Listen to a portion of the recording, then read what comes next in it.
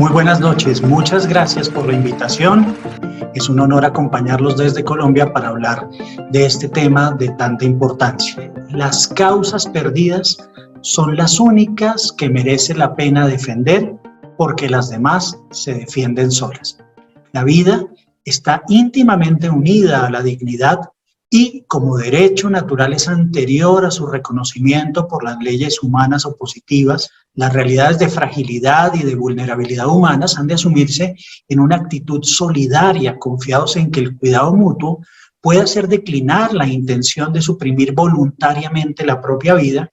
En la práctica, esta actitud debe traducirse en la preocupación del Estado por garantizar la debida atención sanitaria a las personas que sufren lesiones corporales o enfermedades graves e incurables o que se encuentran en estado terminal, especialmente cuando se trata de los más pobres.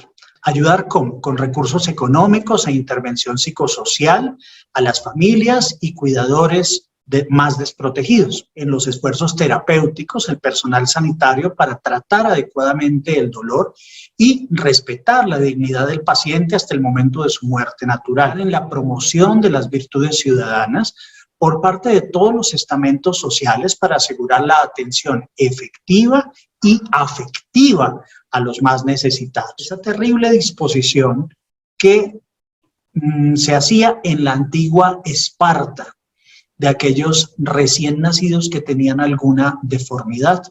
En aquellas épocas, de igual manera, el suicidio era de buen recibo y se alababan las costumbres celtas de acelerar la muerte de sus ancianos, enfermos y heridos en combate. A nivel teórico, los clásicos de la cultura griega y latina justificaban con diferentes argumentos la práctica de la eutanasia, que en septiembre de 2020 el Vaticano condenó nuevamente la eutanasia y el suicidio asistido. En palabras fuertes del Santo Padre, lo llamó un acto de homicidio. Su viaje internacional número 34 a Hungría y Eslovaquia volvió a considerar estos actos como un homicidio. Todo esto lo incluyó también en un documento denominado El Buen Samaritano, sobre el cuidado de las personas en las fases críticas y terminales de la vida. Se anima a los trabajadores de la salud y a las familias a acompañar a un paciente terminal en su sufrimiento y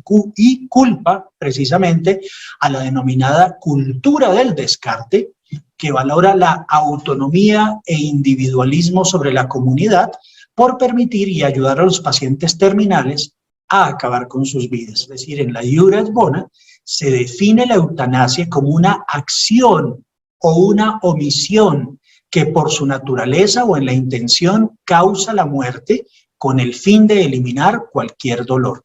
Y en la encíclica, que habla de las amenazas a la vida humana, se refiere al drama de la eutanasia en sentido verdadero y propio, que se debe entender como una acción o una omisión que por su naturaleza y en la intención causa la muerte con el fin de eliminar cualquier dolor. Juan Pablo II manifestó que de acuerdo con el magisterio de sus predecesores, se confirma que la eutanasia es una grave violación de la ley de Dios en cuanto a eliminación deliberada y moralmente inaceptable de una persona humana. Esta doctrina se fundamenta en la ley natural y en la palabra de Dios escrita, transmitida por la tradición de la Iglesia y enseñada por el magisterio ordinario y universal.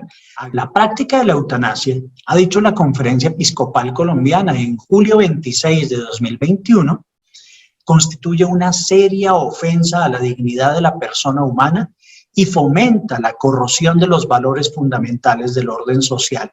Constituiría un serio peligro para los frágiles y vulnerables de la sociedad. ¿Cómo ve la Iglesia la enfermedad? La primera, que la enfermedad es parte de la vida y de la naturaleza del ser humano. Da una dignidad especial también a la persona porque la puede llevar y descubrir por ella el valor de ser vulnerable. Familia o personal médico puedan llevar a que en el parecer de ellos es mejor que la persona muera para evitar dolores a la familia y molestias para atender al que sufre, evitar gastos que debe tener el Estado en favor del enfermo, pues no debe considerarse. Y en tercer lugar, que cristianamente enfrentamos al dolor, así sea en etapas terminales, se convierte también en motivo de salvación para el que sufre y para quienes lo acompañan. Samaritanus Bonus. Es importante esa carta, vuelvo sobre ella, porque expedida por la Congregación para la Doctrina de la Fe, nos habla sobre la vocación al amor y al cuidado del otro, que lleva consigo ganancias de eternidad. San Pablo VI publicó su encíclica Humane Vitae, cuyo tema central fue el de la vida y la dignidad de la persona, del matrimonio y de la familia, la regulación de la natalidad, el aborto y la eutanasia, entre otros. El Papa Francisco ha hablado de la cultura del descarte y esto es lo que se quiere evitar con esa instrucción, el buen samaritano. Pasando al ámbito civil, la eutanasia no tiene un fundamento constitucional expreso. El ordenamiento jurídico, desafortunadamente, muchas veces adopta una actitud de indiferencia moral con respecto al uso que el titular del derecho a la vida haga para sí de su libertad y defiende el poder de autodeterminación de la persona que deriva de su dignidad, en la medida que cumpla con el mandato de convivencia básico de no dañar la libertad de los demás. El valor objetivo de la vida tiene que estar también limitado por el derecho subjetivo a la vida. Lo que se necesita precisamente es respaldarla y evitar esas contradicciones en los términos que llevan a algunas personas a considerar que acabar con su propia existencia o la de sus parientes más queridos y cercanos es la solución, cuando esto no es más que la cultura del descarte. Que la vida humana está ordenada a ciertos fines, que son hacer las cosas con algún propósito.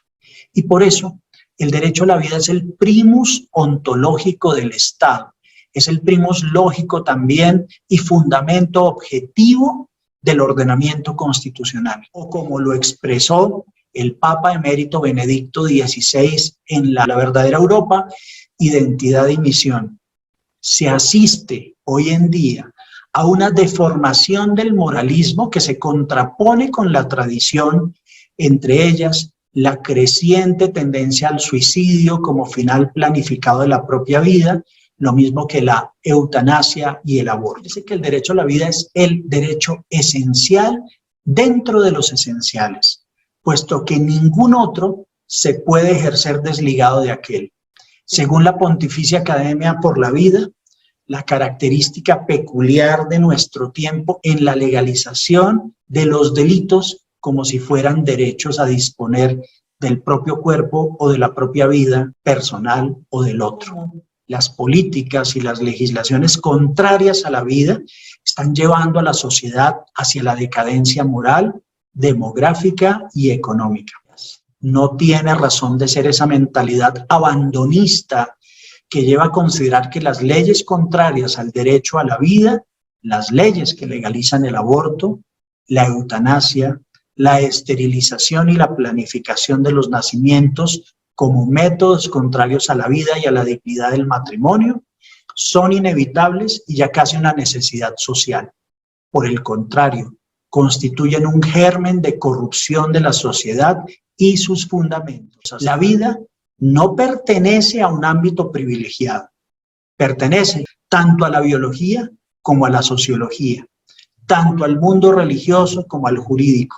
Y esto, porque al ser la vida, el ser del viviente, y ya al hablar de vida humana, necesariamente nos estamos refiriendo a derechos, pues es imposible hablar de la persona sin derechos y de derechos sin persona. Y aquí estamos hablando desde la concepción hasta la muerte natural, y que debe ser fundamento y fin esencial de toda constitución. Gracias de verdad por haber acompañado esta segunda versión del Congreso Católicos por la Vida y la Familia.